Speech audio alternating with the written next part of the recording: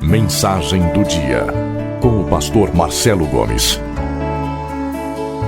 Abra sua Bíblia comigo na Epístola aos Hebreus, 4º capítulo.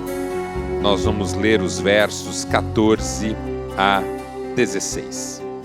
Portanto, visto que temos um grande sumo sacerdote que adentrou os céus, Jesus, o Filho de Deus, apeguemo-nos com toda a firmeza à fé que professamos, pois não temos um sumo sacerdote que não possa compadecer-se das nossas fraquezas, mas sim alguém que, como nós, passou por todo tipo de tentação, porém sem pecado.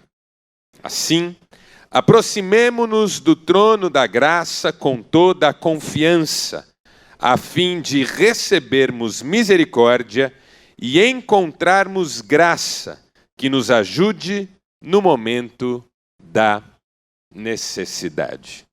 Até aqui, e louvado seja Deus pela sua bendita palavra.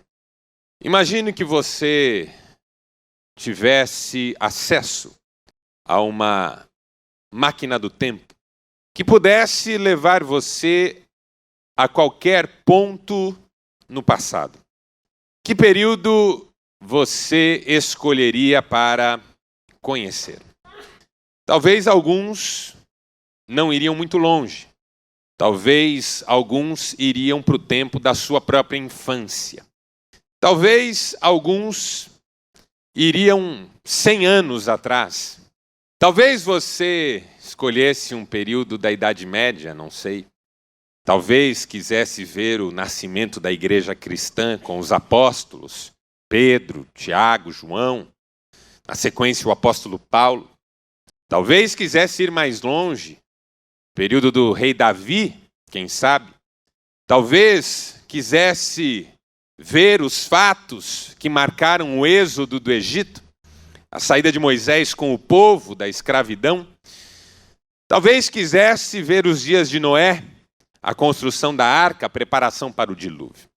Se você, de repente, por alguma razão, quisesse voltar um pouco mais para um período entre pais da humanidade como Caim, Sete e seus primeiros descendentes, e ainda antes de Noé e o dilúvio, você se surpreenderia ao encontrar uma humanidade totalmente distante de Deus, totalmente longe de Deus, sem conhecimento de Deus.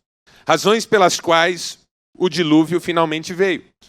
O dilúvio vem para pôr um ponto final numa etapa da história humana marcada por um absoluto distanciamento de Deus.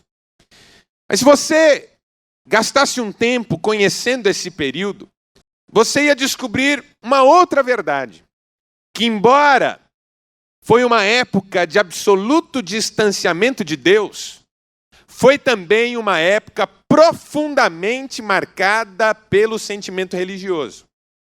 Nos primórdios da humanidade, a humanidade se afasta de Deus, mas se deixa inundar por todo tipo de sentimento religioso, por toda forma de condicionamento religioso, por todo o impacto que a religião sempre impôs sobre os seres humanos.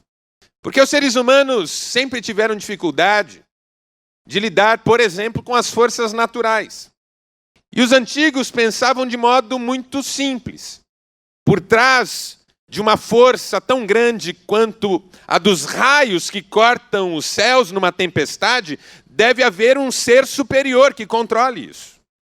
Por trás de um vulcão que entra em erupção, deve haver uma divindade que deve controlar isso. Por trás de um terremoto que fende o solo e separa a terra, deve haver uma divindade que controle isso. Então, ainda que as pessoas não sabiam nada sobre o Deus Criador verdadeiro, elas presumiam a existência de seres divinos, que estariam por trás dos grandes eventos da história, da vida humana, não só as forças naturais, mas também as enfermidades, as guerras, as relações entre os povos. E uma vez que os antigos presumiam a existência da divindade, eles também começaram a desenvolver um modo de se relacionar com essa existência. Porque se eu tenho conhecimento da existência de um poder que vai muito além do que eu posso imaginar, eu preciso, de alguma maneira, entender como é que isso se relaciona com a minha própria existência. Imagine você que você tivesse um amigo com visão de laser. Ele, com os olhos, consegue projetar raios. De um lado, isso pode ser interessante, desde esquentar um Cup Noodles até cortar a árvore do vizinho que suja ao seu lado, ou a cabeça do vizinho, que não corta essa árvore nunca, ainda que você peça. Mas, em determinado momento, isso também ia ser um perigo, porque o que você está olhando? Vira esses olhos para lá. Dá medo. O poder é deslumbrante de um lado, mas é ameaçador de outro. De repente, alguém com muito poder pode me ajudar, mas também pode me destruir. E a divindade tem essa dupla conotação. De um lado, pode viabilizar a vida, mas de outro, pode acabar com a vida. Então, esse sentimento religioso se traduz nos antigos como um conjunto de iniciativas cujo objetivo maior era simplesmente estabelecer uma espécie de política de boa vizinhança com a divindade. Porque se eu estou avizinhado de alguém tão poderoso, o mínimo que eu tenho que fazer é estabelecer uma política de boa vizinhança com esse alguém. Eu não quero que me destrua. Eu fiz uma plantação, eu gostaria muito de colher esses frutos no final do período. Eu estou em conflito com o povo vizinho, com a tribo vizinha, eu quero ganhar essa batalha, não quero perder. Eu estou com gente doente na minha família, eu queria muito que isso pudesse ser solucionado. A minha esposa não consegue ter filhos, e eu quero muito ter filhos, e talvez essa divindade esteja atrapalhando. Então eu preciso descobrir o que é que a divindade gosta, para que eu possa dar-lhe. E assim, das duas uma, ou ela viabilize a minha vida, ou pelo menos não me prejudique. Eu quero seguir, mas a divindade se tornou uma ameaça, um perigo, um problema, uma dúvida. Então eu quero compreender, descobrir o que é que a divindade gosta e vou dar-lhe, a fim de que ela fique simpática a mim. E assim a humanidade desenvolveu uma série de sistemas, cujo objetivo era atender os gostos divinos para que o divino atendesse às necessidades humanas. Simples assim, básico assim. Só que o conceito de Deus, a partir da religião, envolve termos que complicam a questão muito seriamente. Por exemplo, Deus é uma incógnita. Porque eu não sei como ele é, eu não sei quem ele é, eu tenho que descobrir o que ele gosta e pode ser que ele não goste. Eu quero agradar uma pessoa, mas eu não a conheço, eu não sei do que ela gosta. Vou fazer um bolo de chocolate, porque um bolo de chocolate certamente vai agradar. Eu gosto, todo mundo que eu conheço gosta. Quem eu conheço que não gosta é pagão, incrédulo, endemoniado. Então, tirando isso, mas aí eu levo para a pessoa um bolo de chocolate e ela se irrita porque tem alergia, o que seria uma maldição terrível. Não gosta, e aquilo que eu ofereci para estabelecer uma política de boa vizinhança criou uma antipatia. Então é perigoso. A divindade é uma incógnita. Eu não sei como é que ela funciona. Eu só sei que ela existe porque eu reconheço nos fenômenos naturais uma força que eu não tenho, mas eu não sei mais nada. E não é só uma incógnita. À medida em que eu preciso descobrir o que gosta ou o que não gosta para me ajudar ou pelo menos não me prejudicar, a divindade também fica definida em termos de caprichos, milindres. A divindade é instável. Vai que acorda mal-humorada de manhã e aí decide acabar com tudo. Ou vai que acorda bem-humorada de manhã e abençoa o primeiro que aparece na frente. Eu preciso ficar o tempo todo pensando que a divindade é instável e eu não posso falhar, e eu não posso fracassar. E se eu sair 1 centímetro, isso vai me trazer muitos problemas. A religião, ela se baseia quase que em todos os lugares e em todas as expressões que ela assumiu nesses pressupostos básicos. Que a divindade é uma incógnita, que a divindade é poderosa, que a divindade é instável e que só mediante muito esforço eu vou agradá-la a ponto de, das duas uma, ou ela viabilizar a minha vida ou pelo menos não me prejudicar. Esse é o mundo da religião desde sempre. Ocorre que nesse universo naufragado em religião, o Deus vive verdadeiro decide se revelar. E ele decide se revelar através de pessoas que ele escolhe e chama. Gente como Abraão, gente como Jacó, gente como Moisés, gente como Josué, gente como Davi, gente como os profetas, Isaías, Jeremias, Miqueias, Naum, Abacuque, Malaquias. E através da história, esse Deus vai comunicando a si mesmo para essas pessoas. Deus usa anjos, muitas vezes, para invadirem a história e revelarem algo a respeito dele. Anjos apareceram para Abraão, anjos apareceram para Jacó, anjos apareceram para Daniel. E à medida em que Deus foi se revelando, algumas verdades sobre Deus foram sendo estabelecidas. Por exemplo, que Deus não é uma incógnita. Seu caráter é firme, suas decisões são claras, seus atributos estão aí. Sua vontade é perfeita. Ele é o criador da humanidade. Ele é o criador do mundo. Ele é o criador do universo. Ele é o criador de tudo que existe. Criou tudo por amor. Criou tudo para cuidar. Criou tudo para expandir a sua graça e a sua misericórdia. E ele tem planos perfeitos para tudo que ele fez. E ele já decidiu. Independentemente do que se faça ou diga ou pense, ele já decidiu que quer abençoar. Ele não é instável. Não acorda cada dia com humor.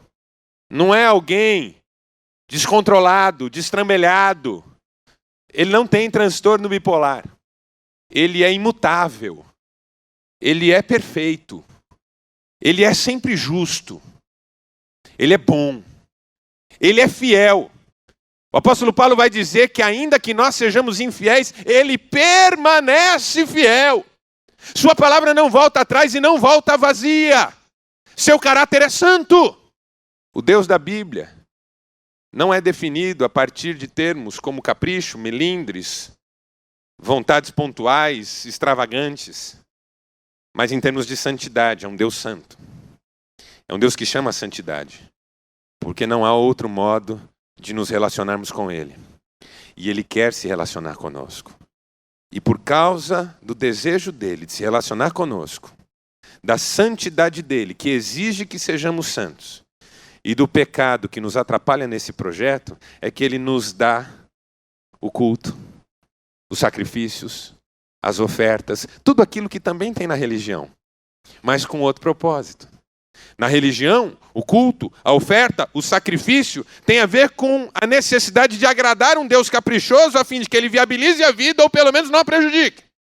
Mas o culto que o Deus vivo e verdadeiro revela nada tem a ver com as expectativas de que ele viabilize a vida ou não a prejudique. Ele já decidiu viabilizar a vida. Ele é o Deus da vida. Ele é o Deus bondoso, amoroso, generoso, que não nos trata segundo os nossos merecimentos, mas de acordo com a sua infinita misericórdia. Então, para que serve o sacrifício? Para tratar da nossa vida. Para tirar as barreiras que nos separam. Para nos chamar a atenção para aquilo que faz parte do caráter de Deus. Para nos moldar. Por que eu ofereço parte da minha renda, da minha lavoura, da minha produção? Porque esse Deus está me ensinando que Ele cuida de mim. Que eu não preciso de tudo que eu ponho a mão nessa vida. Esse negócio de eu ter que me apropriar de tudo que a minha mão toca é enfermidade de alma. É um peso que pesa sobre os meus ombros diariamente.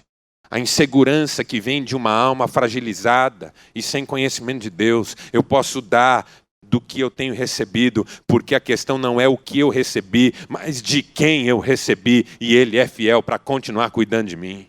Então está aqui, eu não preciso de tudo isso que eu recebi, e eu dou não porque eu estou visualizando aquilo que eu quero receber amanhã, eu dou porque eu recebi, e já sei que vou receber de novo amanhã. É um maná que cai do céu todo dia. E ninguém precisa recolher mais do que o do dia, porque esse Deus vai mandar o maná amanhã também. Então você dá para não tomar posse, você dá para não ser avarento, você dá para ser moldado na sua relação de dependência de Deus. Dadas as primícias, as ofertas de cereais, as ofertas festivas, as ofertas periódicas, mas também tem as ofertas pelo pecado. Porque Deus não está me ensinando apenas a confiar e depender. Deus também quer me ensinar a me santificar. Porque Ele sabe que o pecado não é um problema para Ele comigo. É um problema para mim com Ele. O pecado me atrapalha, me prejudica. Não é a divindade que pode pôr a minha vida a perder ou viabilizá-la. A minha participação nisso é mais séria do que eu imaginava. E o pecado tem sido um problema na minha história. E Deus providenciou meios para que eu lide com o pecado com seriedade. Então, quando Deus institui a oferta pelo pecado, o sacrifício de um animal, de um cordeiro, por exemplo, aquilo tem a ver com a consciência que eu preciso ter da força do pecado e da consequência absoluta dele, que é a morte. Por isso que o ofertante põe a mão na cabeça do animal quando dá oferta. A orientação é: o ofertante pelo pecado trará um cordeiro perfeito, sem defeito, e colocará sobre a cabeça do animal a sua mão, e o sacerdote imolará o animal. E com esse gesto de ter a mão na cabeça do animal, o ofertante perceberá, saberá, que o animal morre em lugar dele. O animal não morre porque Deus gosta que animais morram. O animal não morre porque Deus é caprichoso e quer ver banho de sangue. O animal não morre como morrem as crianças do paganismo, porque a divindade, por alguma razão, gosta de sacrifício de criança. O animal não morre como morre uma virgem em religiões pagãs, porque Deus gosta que se sacrifiquem virgens. O animal morre porque alguém precisa morrer por causa do meu pecado. Esse alguém seria eu. Mas Deus é bom e permite que a morte seja substitutiva. De modo que eu ponho a minha mão e digo: meu Deus, esse animal morre em meu lugar. Eu merecia ser degolado aqui, eu sou indigno da vida. Eu sou um problema para mim mesmo, eu tenho inúmeras fraquezas e dificuldades. Mas o Senhor tem misericórdia de mim. E o preço do meu pecado se impõe sobre esta vida inocente, que dá a vida por mim, para que eu possa continuar com a minha. Ou seja, eu não sacrifício para minha vida ser viabilizada, eu sacrifico porque ela está sendo viabilizada, uma vez que eu deveria morrer. As ofertas, os sacrifícios, nada tem a ver com o que eu quero extorquir da divindade, mas tudo tem a ver com o que Deus quer fazer e trabalhar na minha vida. De modo que o religioso pensa no que ele quer ou o que ele não quer. O adorador pensa no que Deus quer. Seja feita a tua vontade, não a minha. O adorador tem um único compromisso: aproximar-se de Deus, conhecê-lo, conhecer a sua vontade, para se submeter a ela e ser moldado por Deus de acordo com a sua vontade. Esse é o adorador, por isso ele o faz em espírito e em verdade, nas palavras de Jesus. É em espírito e em verdade. Então há uma diferença profunda entre o sentimento religioso e a revelação do Deus vivo e verdadeiro. E nesse processo, essas figuras especiais que foram surgindo. Os anjos que ocasionalmente visitaram a história, mas outras duas que se tornaram tão importantes. A primeira, a figura do profeta. E Moisés foi o primeiro deles. E Moisés foi o maior deles. A ponto de Moisés profetizar o Messias com essas palavras: Deus suscitará no vosso meio um profeta semelhante a mim, e a ele ouvireis. Profetas são mensageiros de Deus. Ensinam a palavra de Deus. Deus escolheu Moisés para dar ao povo a sua mensagem, as suas ordenanças, os seus ensinamentos, os seus mandamentos, as suas instruções. Mas ao lado dos profetas, Deus chamou os sacerdotes. Os sacerdotes são os que ajudam, são os que facilitam. Se os profetas são mensageiros, os sacerdotes são os facilitadores. Se os profetas dão a aula, os sacerdotes ajudam com a tarefa de casa.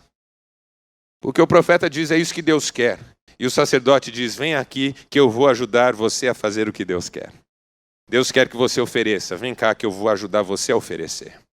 Deus quer que você sacrifique, vem cá que eu vou ajudar você a sacrificar. Deus quer que você se entregue, vem aqui que eu vou ajudar você a se entregar. Eu vou cuidar para que você faça do modo como Deus quer. E não do modo como a religião gosta de pensar.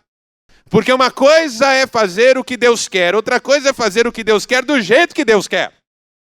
Os fins não justificam os meios. É do jeito de Deus do começo ao fim. E se Moisés foi o primeiro profeta, Arão foi o primeiro sumo sacerdote, sacerdote da ponta. O principal, que tem a obrigação de, no final de toda essa cadeia, oferecer por si mesmo e pelo povo todo. Então, como que o sacerdote fazia isso? Uma vez por ano, ele entrava no Santo dos Santos, que era o último ambiente, a última instância do templo. E ali no Santo dos Santos, ele oferecia por si mesmo e por toda a nação. Tinha que entrar ali, pureza de vida. Amarrava-se uma corda na cintura do sacerdote para que ele entrasse no Santo dos Santos. E outros ficavam com a corda fora do Santo dos Santos. Porque se ele estivesse impuro, morria ali dentro e os outros o puxavam. Porque ninguém poderia entrar lá para retirar o seu corpo. Era forte assim. Porque era para ser do jeito de Deus. Quando Deus está entrando na história e trazendo um povo do campo da religião para o campo da verdadeira fé, algumas coisas têm que ser duras. Tem que ser firmes. Porque quando você vai tirar o seu filho das drogas e levá-lo para uma vida de liberdade das drogas, os primeiros passos são muito firmes. São muito difíceis. E as regras vão ter que ficar muito claras. E esse menino não vai ter toda a liberdade que gostaria de ter, não. Porque senão ele vai voltar para esse mundo em que ele é prisioneiro. O sumo sacerdote tem função fundamental. Porque ele ajuda o adorador a viver a adoração na perspectiva de Deus. E aí você está perguntando, e eu não quero cansar você, mas é importante que você me acompanhe no raciocínio. Talvez você esteja perguntando o que é que eu quero com tudo isso. É porque tudo isso nos ajuda a entender a carta aos Hebreus. Se você quer entender a epístola aos Hebreus, você precisa entender tudo isso. Porque veja comigo, como é que começa a epístola aos Hebreus? A epístola aos Hebreus começa assim: havendo Deus outrora falado de muitas maneiras, muitas vezes aos pais, pelos profetas, ultimamente nos falou pelo Filho, a quem constituiu herdeiro de todas as coisas. E na sequência do capítulo 1, sabe o que o autor aos Hebreus vai defender? Que o Filho é superior aos anjos. Porque a nenhum dos anjos Deus disse, tu és meu filho, eu hoje te gerei. Cetro de equidade é o teu cetro. Reinarás sobre a terra. E o capítulo vai dizendo, Jesus é maior que os anjos. Anjos são grandes.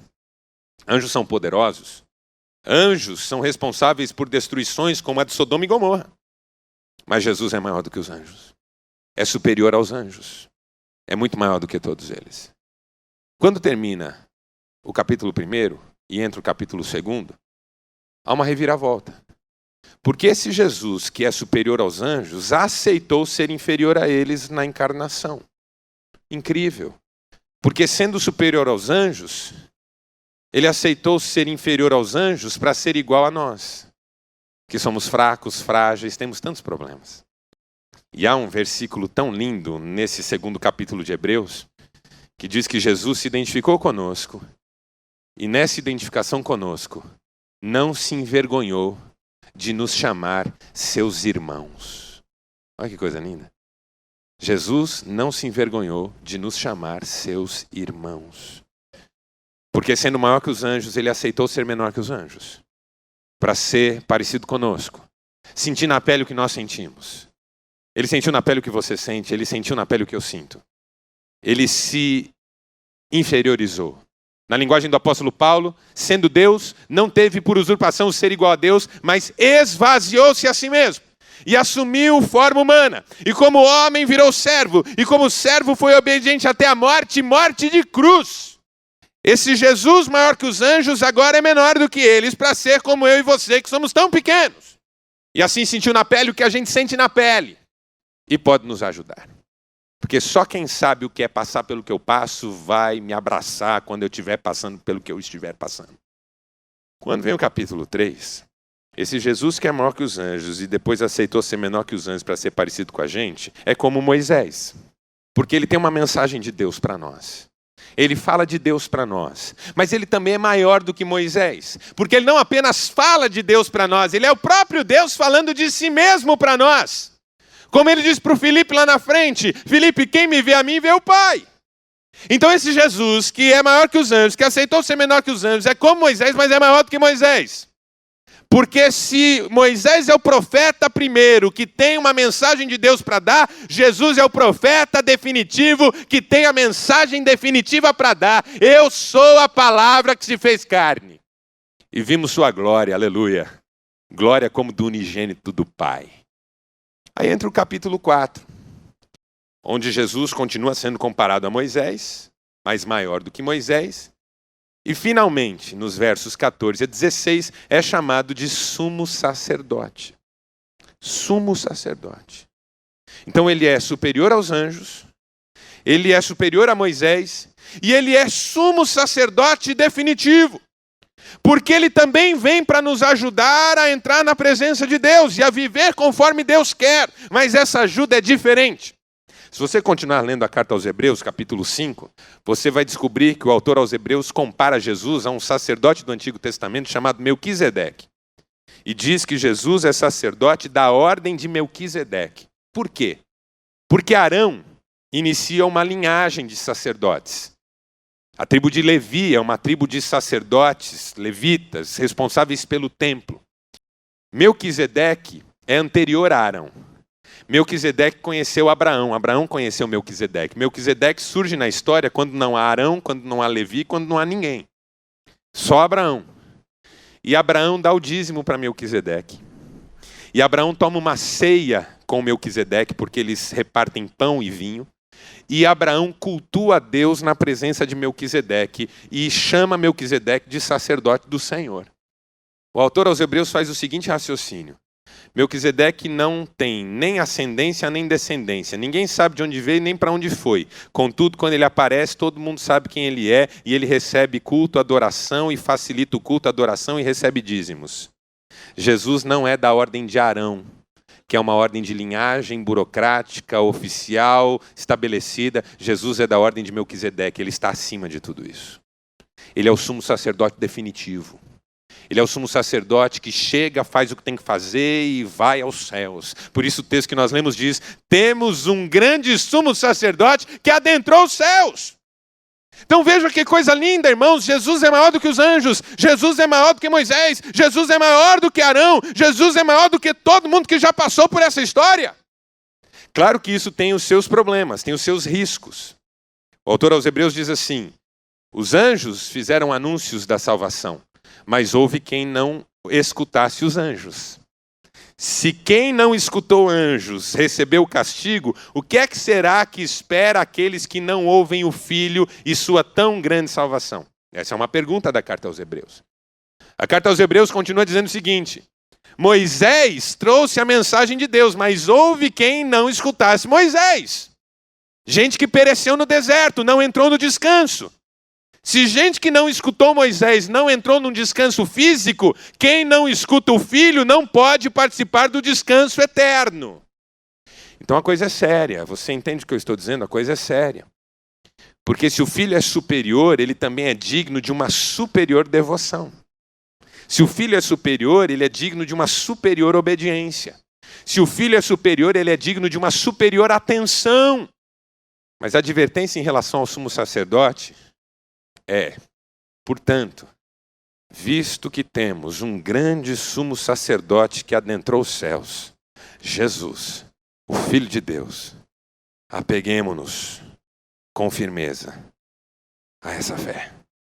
Que fé? A fé de que Jesus fez tudo o que precisava ser feito para que finalmente você se relacione com Deus, não nos moldes da religião, mas de acordo com a vontade de um Deus vivo e verdadeiro, santo, justo e bom, soberano e amoroso, que tem planos lindos para a sua vida.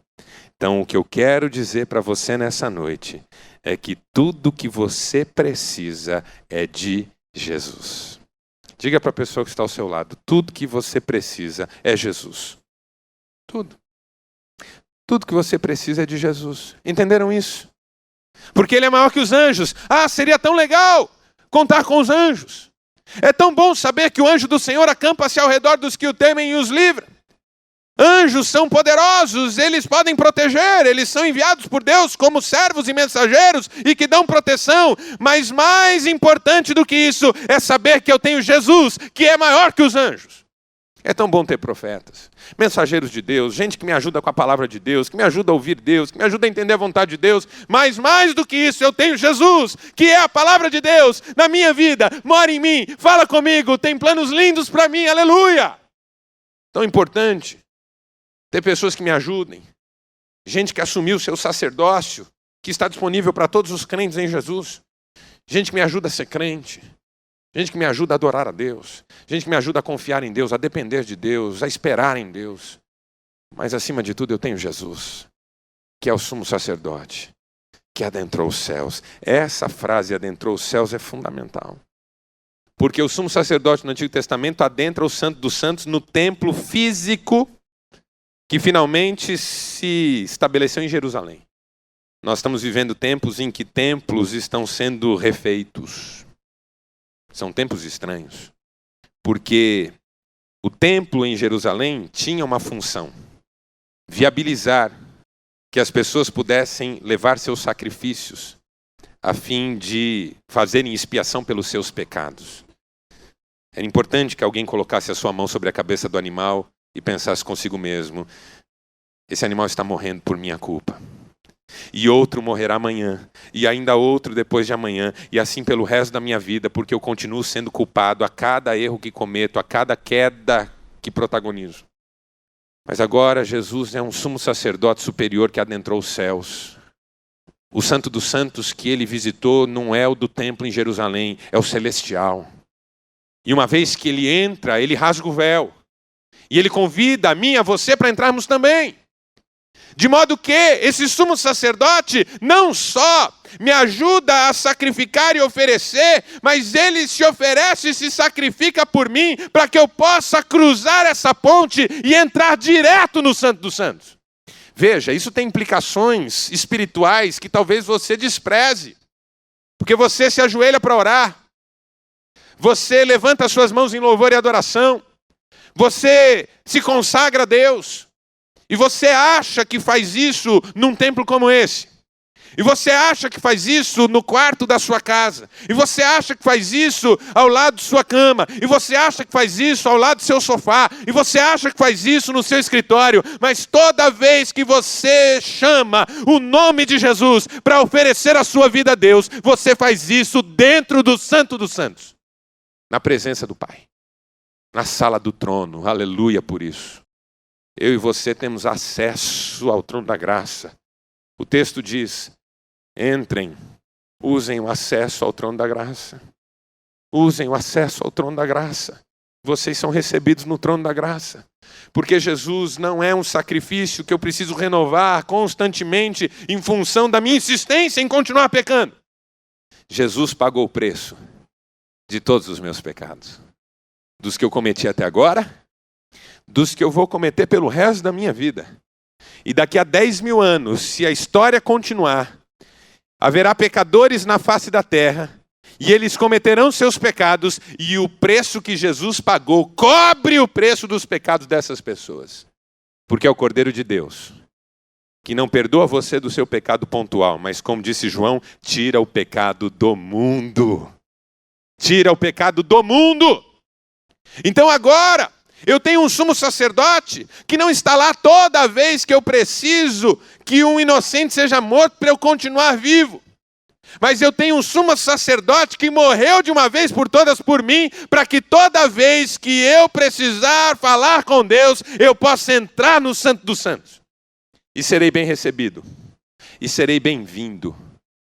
Porque o que me garante essa entrada não é o meu mérito, não é a minha força, mas é o sangue sobre a minha vida. Irmãos, nós temos um sumo sacerdote que adentrou os céus.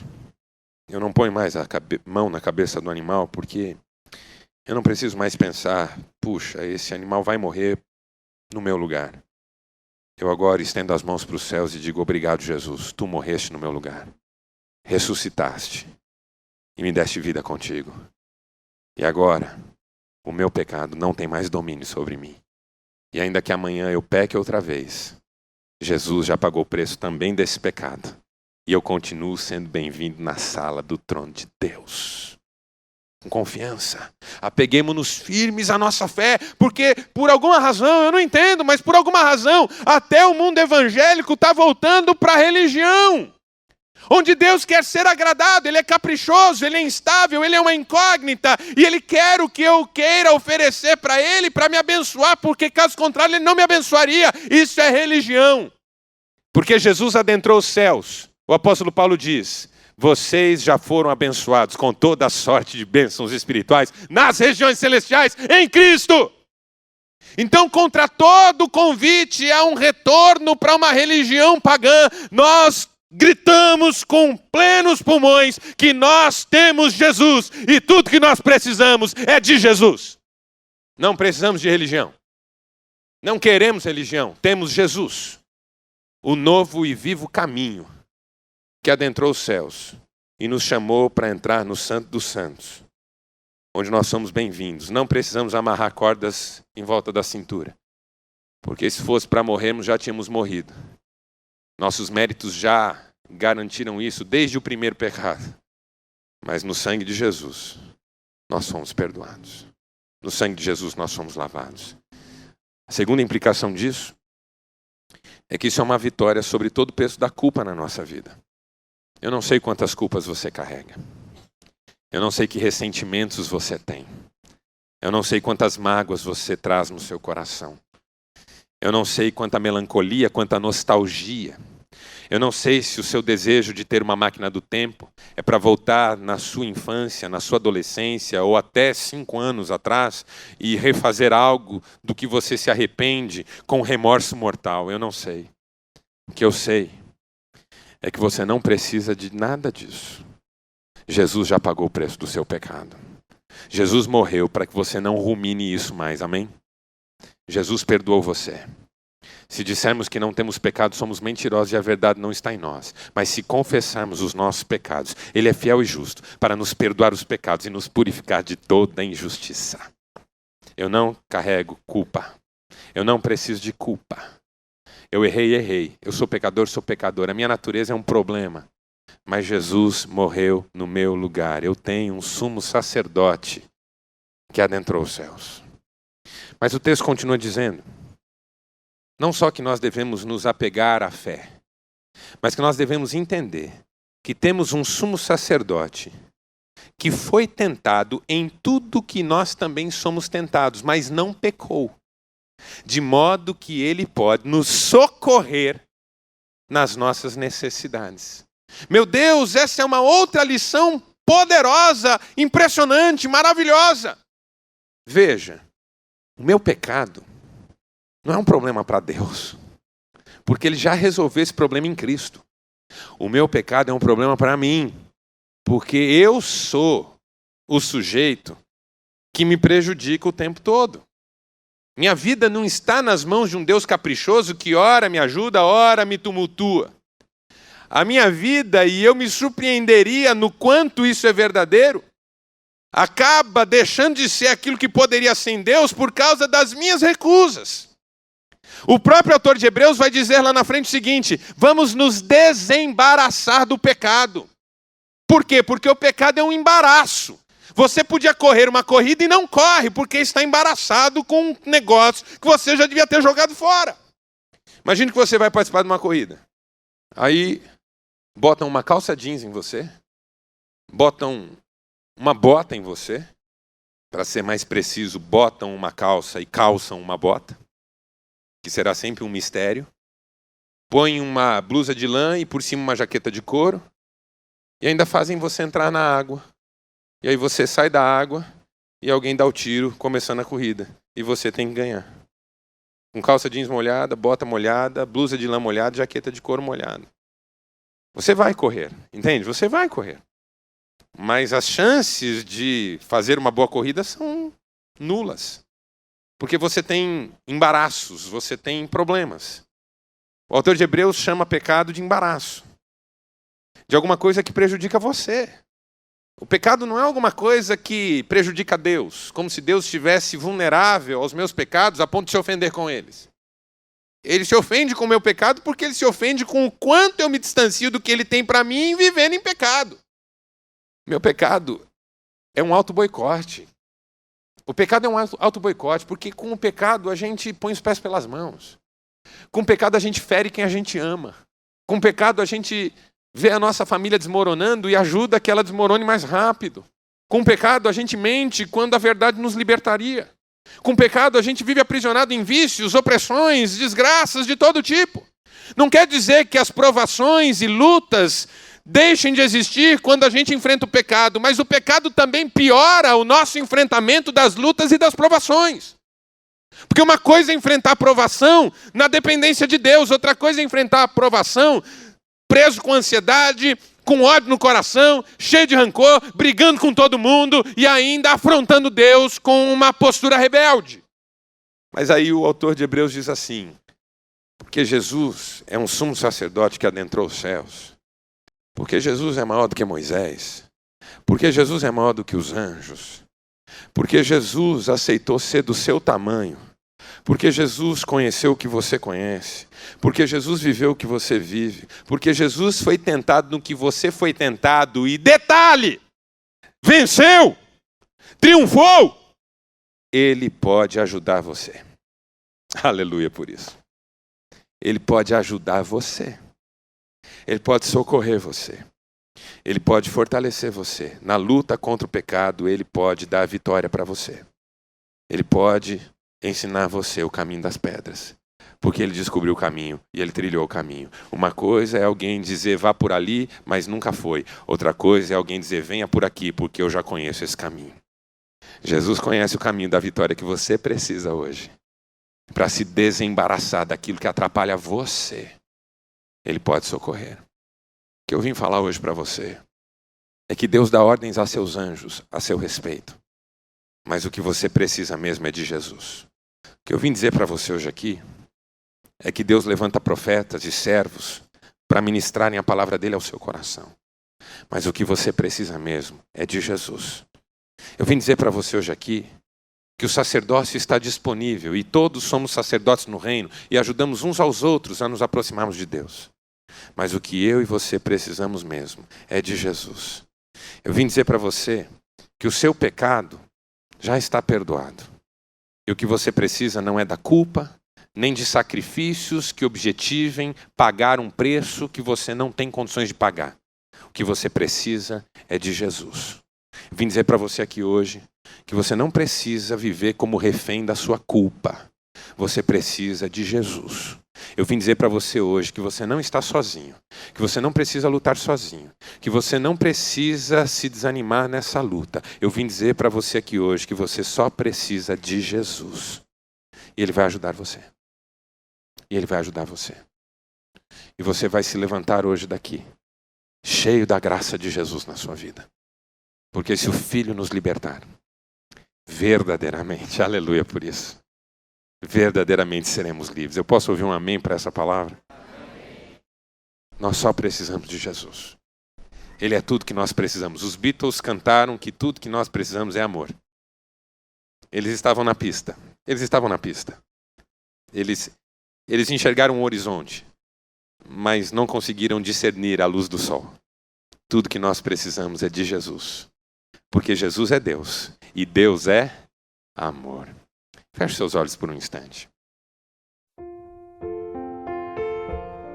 Senhor Deus, nosso Pai, nós louvamos o Teu nome por mais um dia que o Senhor nos deu. e pelo privilégio de chegarmos ao final desse dia, frente a frente com a Tua Palavra. Tua Palavra é viva, é rica, é poderosa, transformadora, toca mesmo os nossos corações. E o nosso desejo é o de vivermos de acordo com a Tua Palavra, andando nos Teus caminhos, glorificando o Teu nome. Deus, que cada um dos princípios que hoje ouvimos pela Tua Palavra fiquem gravados no nosso coração. Que os ensinamentos que ouvimos possam dar fruto através da nossa vida e que em tudo nós obedeçamos ao Senhor e adoremos ao Senhor com a nossa vida. Fica conosco, Pai. Dá-nos uma noite agradável. Abençoa as nossas vidas, os nossos lares. É o que nós te pedimos em nome de Jesus. Amém.